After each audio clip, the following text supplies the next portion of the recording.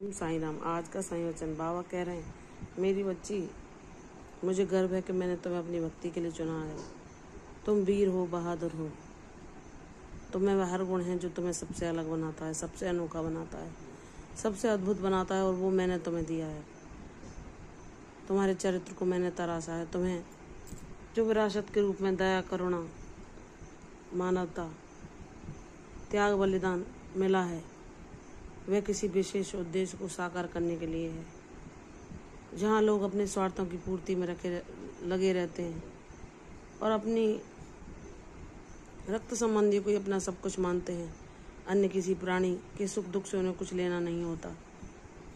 उन्हें उनका परिवार, उनके प्रियजन ही अच्छे लगते हैं और उनके अलावा वे दूसरों से कोई मतलब नहीं रखते। लेकिन जो भगवान के विशेष प्रिय बच्चे होते हैं, जो ईश्वर के दिखाए मार्ग पर चलने के लिए इस दुनिया में एक उद्देश्यपूर्ण जीवन लेकर आते हैं, उनके हृदय में सबके लिए करुणा होती है, सबके लिए प्रेम होता है। वह सबकी सहायता करने के लिए तत्पर रहते हैं, वे सब पर दया दिखाते हैं, वह हर किसी को प्रसन्न करने के लिए हर संभव प्रयास करते हैं, वह हर उस दीन दुखी को सहायता पहुंचाते हैं जिसे ईश्वर की सहायता की आवश्यकता होती है।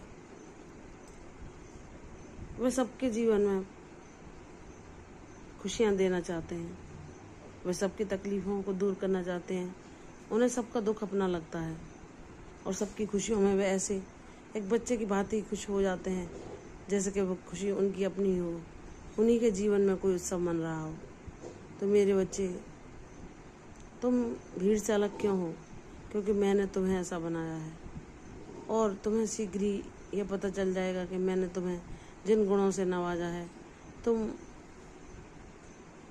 उन दीन दुखियों की सहायता करके उनके जीवन में प्रकाश बनकर न जाने कितने दुखी और जिन्हें ईश्वर की सहायता की आवश्यकता है, उन लोगों को सहायता पहुंचाने का कार्य करोगे। आगे जाकर तुम एक उद्देश्यपूर्ण जीवन पाओगी। मेरी बच्ची, तुमने लाख संघर्ष सहे हो, तुम्हें लाख कष्टों में तपा गया हो, तुमने दुखों की उष्णता झेली हो, चाहे संघर्षों रूपी तूफान ने तुम्हारे जीवन में कोहराम मचाया हो, चाहे लोगों ने कलह कलेश करके तुम्हारी शांति को हर पल भंग करने का प्रयास किया हो, लेकिन तुमने कभी हार नहीं मानी। तुमने हर परिस्थिति में सिर्फ मुझे ही पुकारा, मेरा ही सहारा लिया और मुझसे ही अपना हर दुख बांटा। मेरी बच्ची, तुम ये सोचती हो कि बाबा बहुत लंबा समय व्यतीत हो गया, क्या आप मेरी परेशानियों को सुनते हैं? क्या आप मेरे अश्रुओं को देखते हैं? क्या आप मेरी पीड़ा को, जो लोग मुझे जाने अनजाने पहुंचाते रहते हैं, उसको महसूस करते हैं? तो हाँ मेरी बच्ची, जब तू मुझे अपने सांसों की माला में हर पल सुमरती है, हर पल मेरा नाम जाप करती है, मैं तो सदैव तेरे साथ रहता हूँ और मैं तुझे अपनी उपस्थिति का एहसास भी कराता हूँ। एक क्षण भी नहीं जब मैंने तेरे हृदय की कोई बात ना सुनी हो, हर पल मैंने तेरा साथ दिया है। तूने अपने माता पिता को अपने जीवन में सर्वस्व माना था और तुझे लगता था कि वह तेरी खुशियों के लिए हर प्रयास करते हैं, और यह सच भी था। जहाँ तक उनकी सीमा थी, वह तुम्हें प्रसन्न करने के लिए अपने सारे प्रयास करते थे।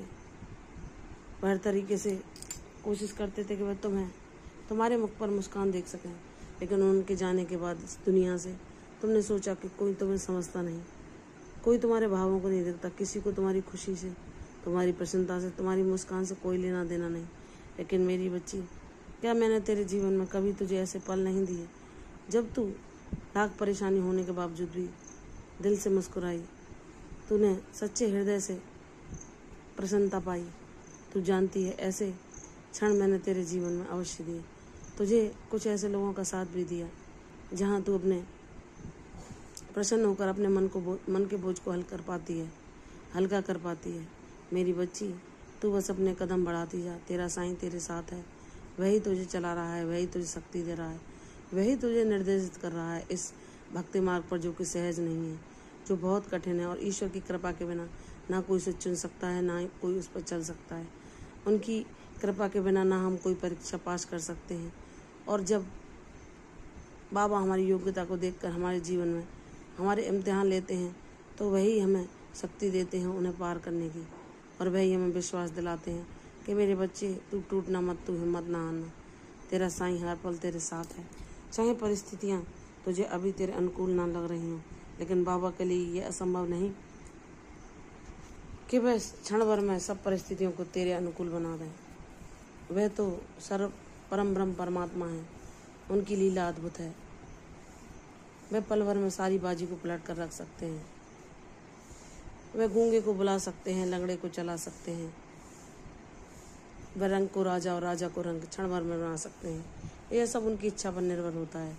लेकिन बाबा हमारी योग्यता का भी विशेष ध्यान रखते हैं कि कौन किस लायक है और किसको कब क्या देना है, कौन किस योग्यता को संभाल सकने के लिए उसकी काबिलियत रखता है या नहीं। मेरी बच्ची, बस तू अपने पथ पर चलती जा, सब कुछ बाबा संभाल रहे हैं।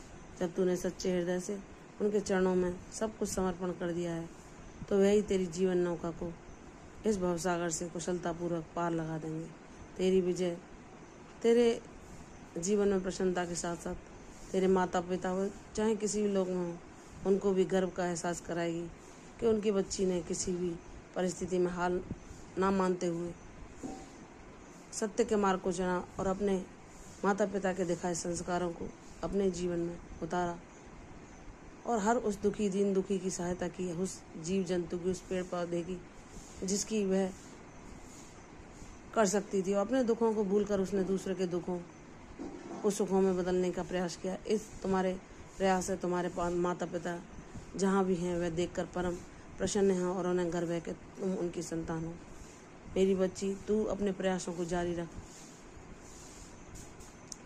आज अमावस्या के दिन तेरे माता पिता के रूप में मैं तुझे आशीर्वाद देता हूँ कि तेरी जीत का जश्न बहुत शानदार होगा। तू अपने सारे कष्टों से मुक्ति पाकर अपने सारे सपनों को पूरा होते देखेगी। प्रसन्न रहो, मेरे आशीर्वादों की वर्षा तुम पर शीघ्र होगी। दीर्घायु हो, यशस्वी हो। कल फिर आऊँगी साईं वचन, तब तक के लिए ओम साईं राम।